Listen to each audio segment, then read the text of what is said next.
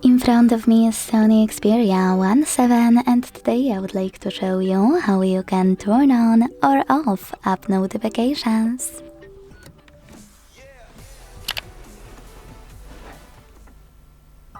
Begin by opening Devices Settings. Now click on Notifications right away and hit App Notifications at the top.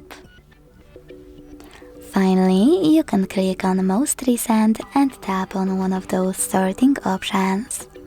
Most Recent, Most Frequent, All Apps, or Apps Turned Off.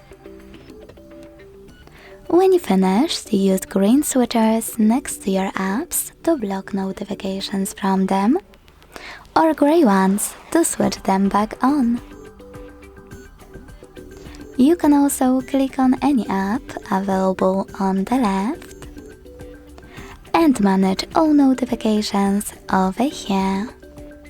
Thanks so much for watching. If you enjoyed this video, don't forget to leave a like, comment and subscribe. Bye!